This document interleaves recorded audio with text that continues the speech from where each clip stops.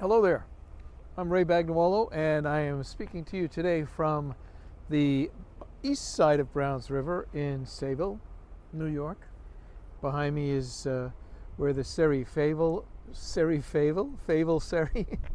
the Sayville Ferry is located, and this river here, Browns River, is the river that the ferries go out into the Great South Bay and across the bay to Cherry Grove, Pines, and other stops in Fire or on Fire Island.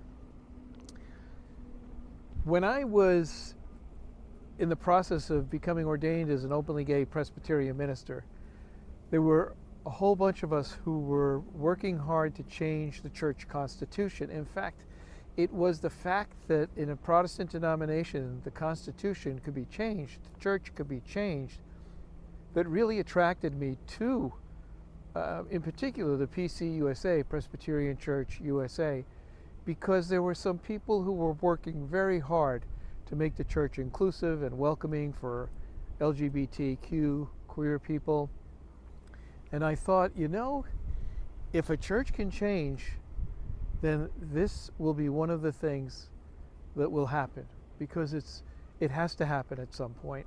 And I was right, but it took a while. And there were a lot of people who worked in trying to make this happen long before I came along, and I am fully aware that the privileges I have today are built upon the work of so many people that have gone before and those who have continued to make this so. Anyway, point is that I'm thinking about all of this today as I watch what's going on in Florida. Maybe some of you are watching this from there or will be. And this Don't Say Gay bill that they're trying to pass. First of all, what a great idea. If you don't want people to say a word, then put the name of the word in the bill, the title of the bill that it is you're trying to pass, so that every time they say the name of the bill, they say the words you're trying to get them to stop from saying. I love it. So brilliant, isn't it? At any rate, what I'm aware of today is that when we were working within the Presbyterian Church to change the Constitution, one of the things we faced was an amendment in the Constitution that had been put in, they said for other reasons, but expressly it was put in to keep queer people out.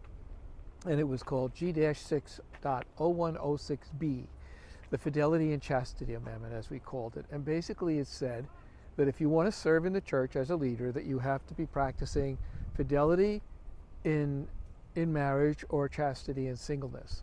And of course, if you're in a committed relationship or a relationship with a queer person that is a loving, committed relationship, and the church doesn't recognize same-gender marriage, then you are in violation right from the start.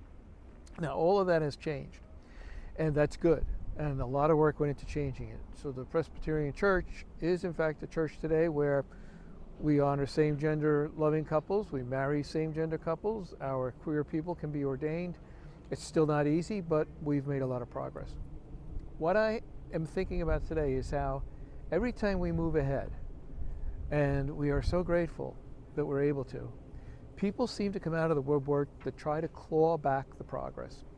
And we're seeing a lot of that. And it's interesting to think about where it comes from. There's a lot of places: fear, ignorance, the erroneous teachings of churches included.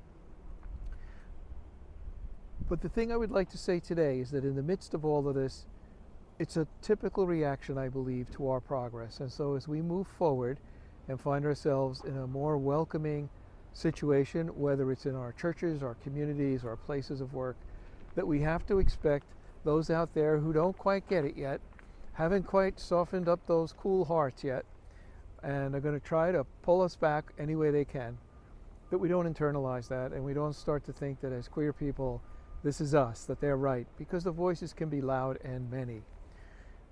Which is why I find it so important to be in a congregation, for me, a faith community, or communities, but in particular for me, a faith community, where we draw upon the deep relationship that we have with the God of our understanding, that affirms the sacredness and the wonderful creation that all of us share. So I hope you find a place like that. I hope you don't let these folks and all the things they're doing get you down too much. Do what you can to help to change it. Most importantly, live your life fully as who you are, and love God in the way you find God. And let's do our best to stop them from don't saying the word gay by continuing to say, don't say the word gay. I love it. Brilliant. As is this son. You all take care. We'll be back again soon. Bye-bye.